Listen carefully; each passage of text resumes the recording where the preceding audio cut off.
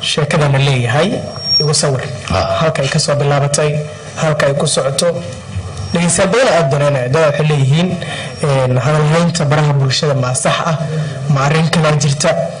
ilka casib alcaawa hanaga dabageeya dalsano joogaa maxamed xasan jabaan iyo dhageystayaal badan oo malaayiin su'aashaas aad noo soo weydiinayay dhageystayaasheenu aad ay u daneynayeen haye bal sheekadaas naga dabageeya bismillaahi raxmaani raxiim aniga oo ah maxamed qays ilka casib waxaan ka heesay sanka duudu shacabkaygana uu heeliyay aad iyo aad South African ka heesay South Africa iyo maqal shacabkaygana uu heeliyay waxaan ka heesay tahriibka aad iyo aad shacabkaygana uu heeliyay aad iyo aad badda iyo dahabka in la dhacayo ayaan ka heesay shacabkaygana uu heeliyay dowlado badan oo dowladda ka horeysay ayaan heeso aan ku toosinayo u qaaday oo dhaliil iyo amaanba intaba isku qaatay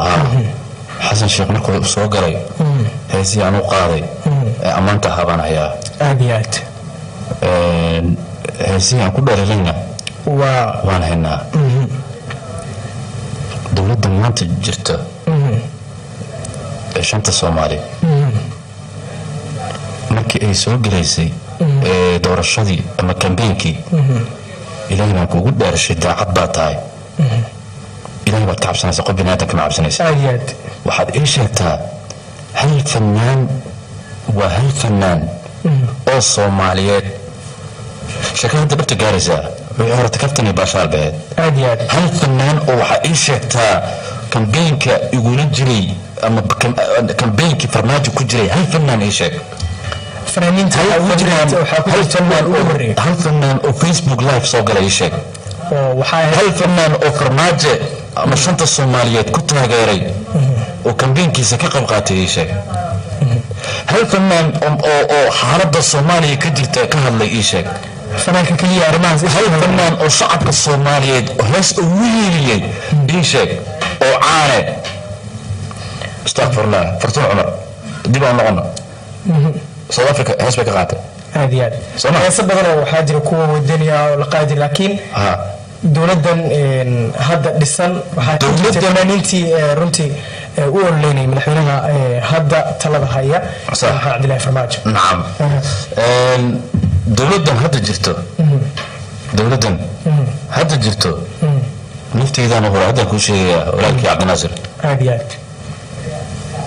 dowladan ma oga aniga camal oo wadani ay xaniyiis ku soo saaray ma garat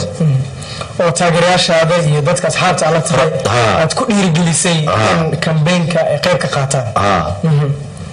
waxa weeye farmaajo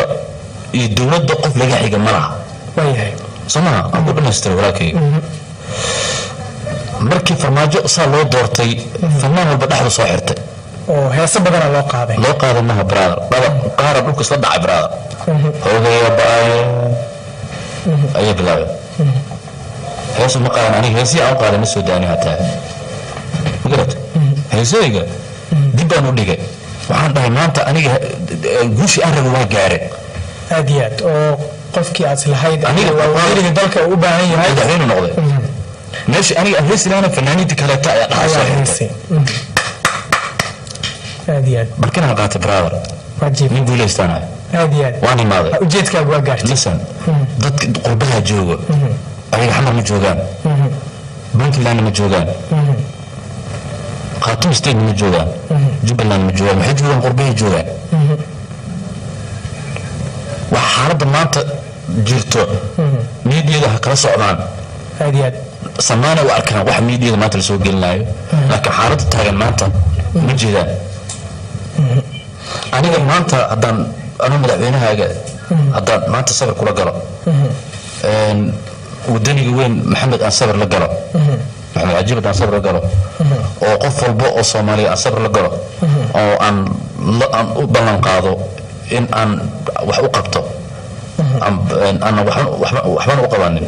aad iyo aad in adeer ma wax laga hadla ma oo marka heesta waxay tahay waxay ku socotaa heesta شريسا أنا هستي فرماجو أرتا شيكا كويا وقت بدنا نعمل يا هاي ها وقت قاعد شنطة الصومالي أنت علي وريني نساء هذه أبغى السلام يا شنطة الصومالي من البيت تاعنا ودي جدا وحن واحد بنك هذلنا فنانك وأدوك فنانك فنان والبو دولتي سا كوا وحكتو سياجرو هذه مرقر ليلها إن الشيء قالوا بشيء ها شنو مركز أنا الدولة حسن شيخ أن ريلاي ودني ترى عليها لباح لو ما عليها marka ujeedka heestan waxay tahay waxyaabaha isleedahay dawladda ku dhalisan tahay bartiga loo sameeyay oo loo soo qaaday soma exactly heestan waxaan u soo biyay dawladda dadku way kala daran yihiin dadku way kala daran yihiin gabadha faa'iiza la dhaho oo xilligaha ahay ciidanka militariga ka tirsaneed uryaanka ku noqotay aniga dogal ka soo noqonaysa ma ka sheekeen karo marka gabadhaas markaan ka sheekay caloosha xanuunta aadiyaad waxay ka ballan qaadeen inay qaadaan waxba lama dawlad waay gabadhaas marka loo qaado waxba lama aha